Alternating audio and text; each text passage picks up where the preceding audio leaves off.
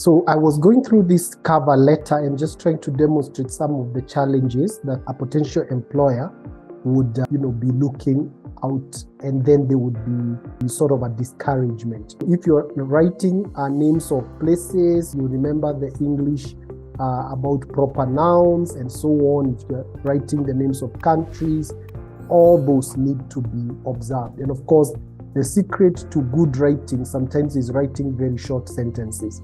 So for example, this is a sentence that could have been divided into two rather than being a paragraph of one sentence, and so on. So these are basics. I'm just using this because it's an actual practical letter that we received that can be a bit of a discouragement and something that may end up causing your application not to see the light of day.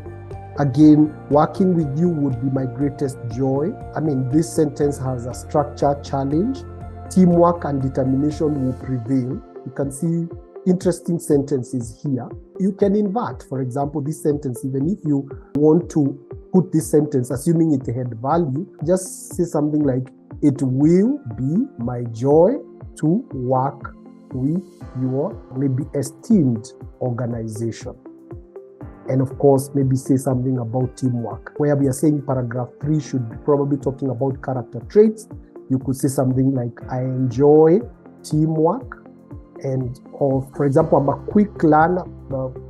Probably here cut short the sentence or just make a continuous sentence whereby you say, I work well under pressure. I am resilient, a quick learner, and a professional who enjoys working in teams, that kind of a thing. So just, of course, I'm not doing a very thorough review of this, but basically I am trying to illustrate. And of course, after you have written your cover letter, it's a good idea to format it. For example, you can justify the paragraphs so that it doesn't appear like some of your sentences are hanging. Just justify so that there is a good format when you look at the application. So I commend this applicant for a very succinct application, but of course I have already highlighted some of the challenges with this application. I want to believe, and of course you can see Maasai. This is not even, you're saying you are a student of a university and you are not even spelling the name of the university correctly. I'm not sure this is the correct spelling of Masai Mara University. So it leaves a lot to be desired, and so on. So now we can look at a CV as the other critical piece of an application that is important to pay attention to whenever you are looking for a job. So what makes for a good CV? The first point to remember is that it shows that the applicant has the skills required for the job.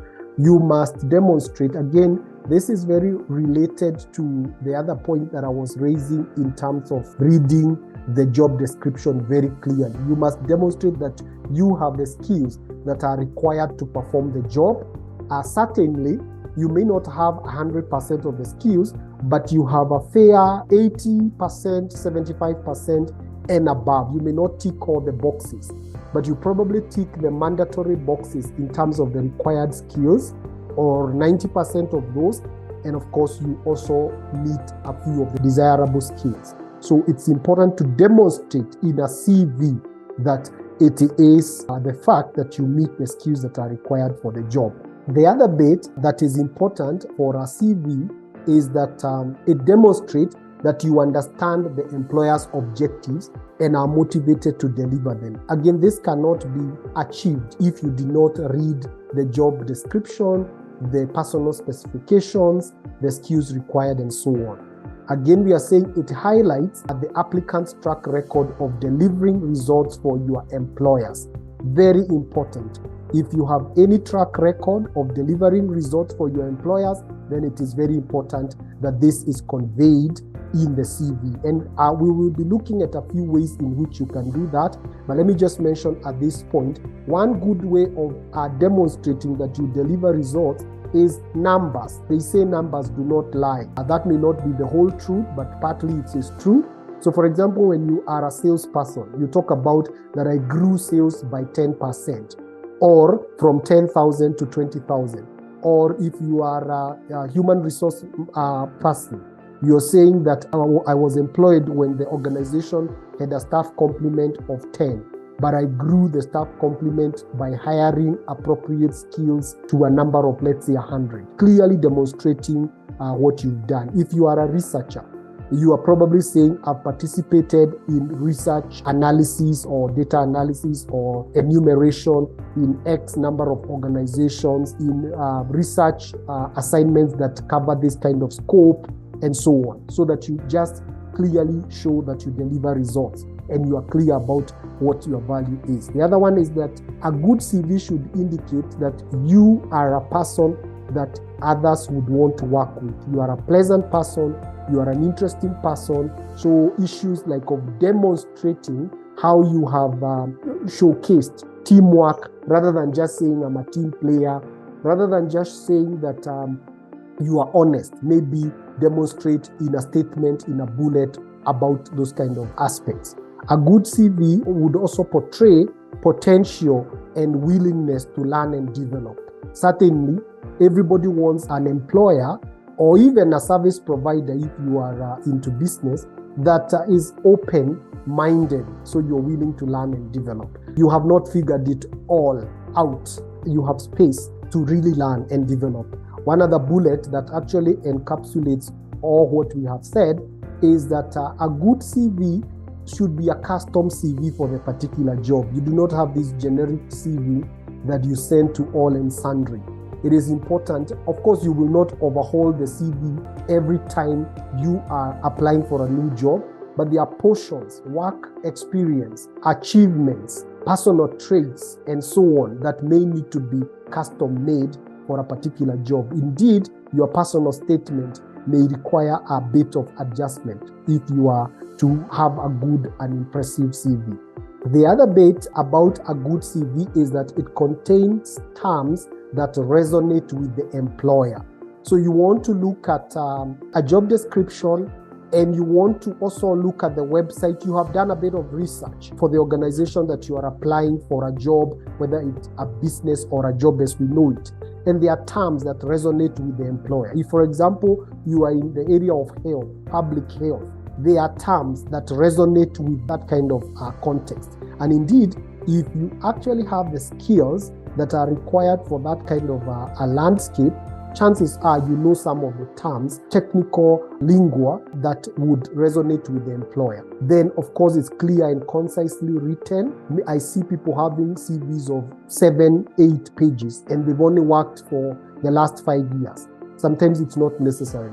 It's possible that you're telling your whole life story in the CV, which absolutely is not necessary. It needs to be concise and clearly written. It is said someone like the late Professor Wangari Maathai had, I think, a CV of 2 or so pages. With all her track record, then every one of us can make our CV a bit succinct. Again, let it be custom made so that if more details are required, then you don't omit them in the name of brevity. It should be also easy to read. Has a clean design and structured layout, or let people flow as they read.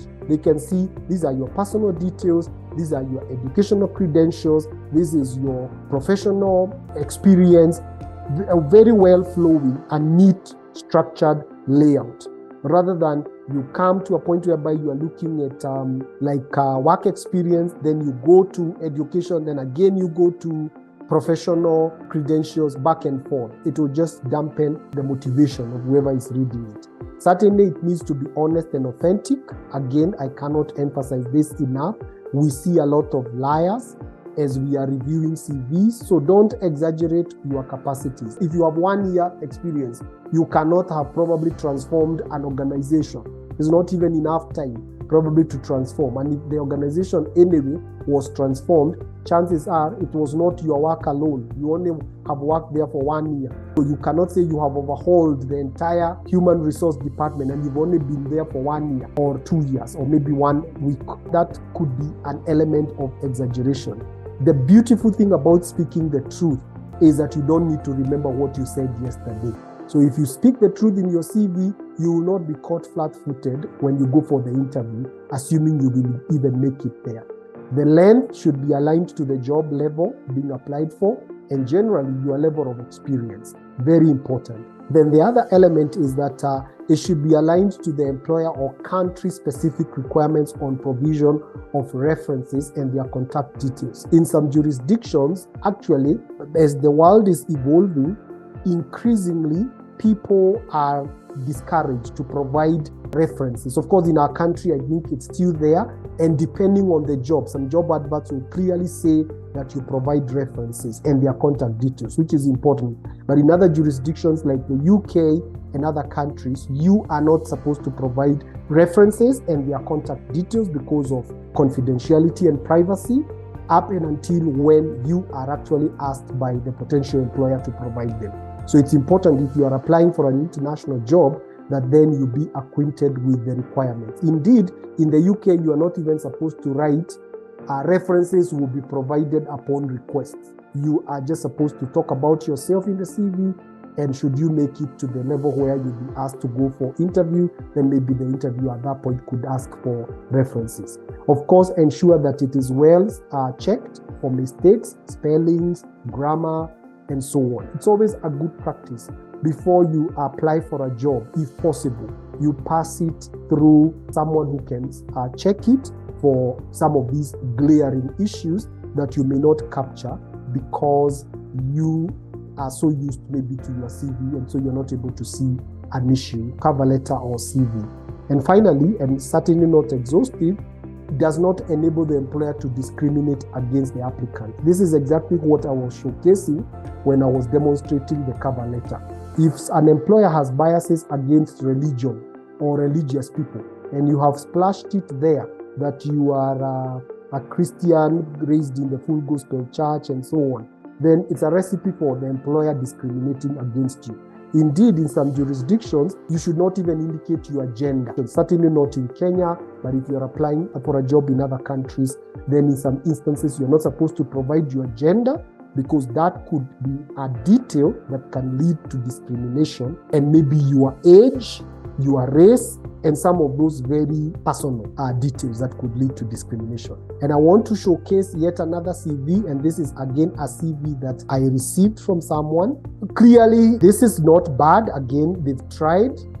There is an improvement that could be used here. I wouldn't encourage you to write your ID number unless you have been clearly asked to write that, unless it's been clearly asked that you indicate your age. These are details that could actually cause you to be discriminated. Biases, your date of birth, your age could actually be something that could lead the employer to be biased, so that they stop looking at your credentials and they start looking at your age and wonder, is this person old enough or young enough to perform the job, even before they look at your credentials. Your marital status, I mean, unless it is a job that requires you to be married or not married, then I think it's irrelevant. You should be judged for what you're able to do, but not for your marital status. Of course, there are some instances when the employer, the job advert, will clearly ask that you indicate your marital status. Increasingly, because of issues of equity, diversity, and inclusion, what is called DEY, then employers have continually upgraded to stop asking for some of these details that could lead to obvious discrimination. You can see personal statement is always a good thing to have. Make it a punchy statement or two that cause you to be attractive to the employer. Clearly, when you say you give your religion, you're providing details that could lead you to be discriminated unless this is a job that you are applying in an organization that has clearly indicated that they require somebody who has that religious affiliation. It is important in a personal statement to demonstrate what it is that you are looking for. It actually could be married together with your career objectives, so that someone sees actually you're not just applying for this job for the sake of earning a living, apart from earning a living, which ordinarily nobody will employ you so that you can pay your bills. Everybody is employing you because they think you have value.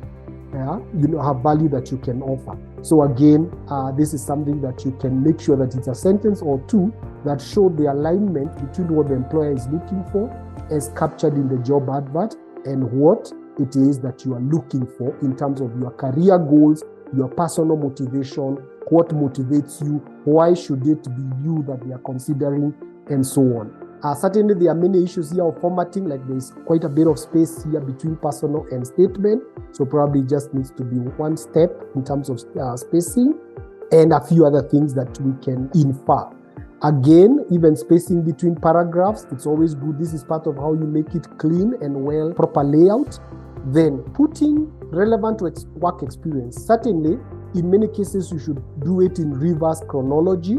Reverse chronology meaning that the most recent should come to the top and the oldest goes to the last. Now here, we wouldn't even know which is the most recent because this person has just listed the places where they have worked. So we don't know whether what I have changed to Bilu Christian School is the most recent or the oldest or somewhere in between. So it's always good to write where you worked, in terms of the name, the position. If possible, maybe you can have it separate just for neatness. Then you could also indicate when was that. So again, you could say from 2021 to currently, or if you like up to date or something like that, to date. Then it is always a good idea to capture in one or two bullets your main responsibilities. Main responsibilities, one or two bullets, it is good to capture that so that someone is clear what it is that you are doing. And why this is the case is because you can imagine, let's say we don't have a teacher. It may be fairly clear what a teacher does. But what about if it's a practicing counselor? A counselor within a school context could be doing very different from a counselor within maybe a hospital context. So that's why it's good to capture high-level bullets, how you can summarize your job in 2 bullets. Then something also very catchy and which would always help to increase your chances would be achievements. Again, you can list two key achievements so that we are not just seeing what you are supposed to do, but we are also seeing what did you actually do beyond the call of duty. And if you do these 2-3 bullets of achievements or even one major bullet of an achievement for each job, that adds a lot of value in terms of ensuring you make it to the long list or the short list. Again, spacing is a good idea. Industry attachment is a good idea because it counts for part of your experience. And in each of these places, you can also capture what was your major achievement. And just a caveat, if you had achievements, they had better be true, because I will ask you as an interviewer to demonstrate what it is that you actually did and probably replay what you have listed as an achievement. So even for your industry attachment, if, for example, you are a very young job seeker who's not worked in many other places, it's a good idea to highlight 1 or 2, because that may make up for what you don't have in terms of experience in a job context. Now, these achievements that have been labeled achievements here should probably be academic credentials or academic background or academic and professional background. Again, it's always a good idea to maintain good grammar. Like, for example, here, maybe counseling should be in uppercase, start with uppercase, maybe psychology, also uppercase. You should probably capture it as the university below there. This line, I believe, was meant to be related to the other certificate, but it shows up along the same line. It's also good to say either here or down at the next to the word university, indicate when was that. So probably 2001 to 2005, something like that. And maybe that is as good as it gets. If it's a high school level education, it would be probably good also to indicate what you scored. It is important to do this in reverse chronology. And it's also important to separate between your academic background and professional background. If, for example, an accountant, maybe they have a bachelor's degree in commerce, BCom, finance, but then they also have CPAs. So that CPAs would come under professional and academic could capture such elements like the degree. So you can see a lot of this don't have the dates. So we wouldn't know what are we talking about, how recent is your education, and therefore probably infer something to do with relevance. It's always good to have this kind of a formatting arrangement for your academic credentials.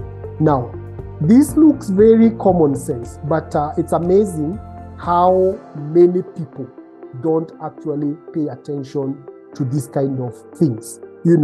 Very many people don't pay attention to these kind of things, and that costs them an opportunity to even appear in the long list, if not the short list.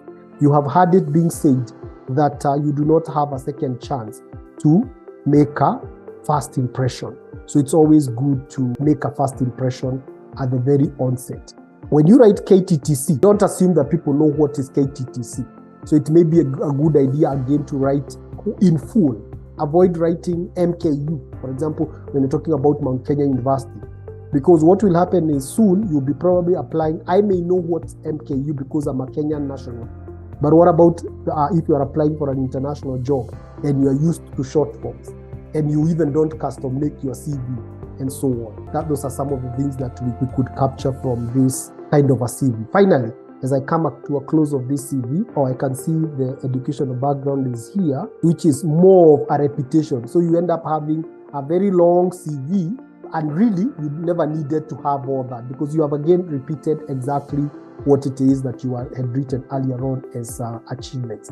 Then skills, it's good to have, and of course you don't need to repeat the word skills everywhere because you've already titled that as skills. So just good rules of grammar. Spelling here is an issue. This is a real CV, like I said. Interests, a good section in many cases. Keep it very brief, and of course keep it real. Then the references, and again it's a good idea to use bullets for some of these aspects that you're putting there. The references, in this day and age, I don't expect you to send me references and you don't capture certain minimums. For example, I expect that at least you should have an email address. That's a good thing. But in addition, in these days, a lot of call referencing will be done using a telephone call in many cases, or even in a number of cases. So it's a good idea to include the telephone number. But again, we had earlier said, check with the jurisdiction where you are applying, whether it is allowed or it's a good practice to provide referees' names and contact details. Make it consistent. If you write the name first of reference, the institution, the post office box number, the email, and the telephone, adopt the same format for all of them. It's not where you write, here you write, like here Nairobi is under a different line. Telephone comes first before the email. Then here again, we have Nairobi in a different line. Telephone comes first, so harmonize because it just makes for a good flow and a serious flow of your CV. So there you go, just a high-level overview of a CV, which is very important because employers have a lot of work to do and they don't want to spend a lot of time for what clearly shows as not a serious application.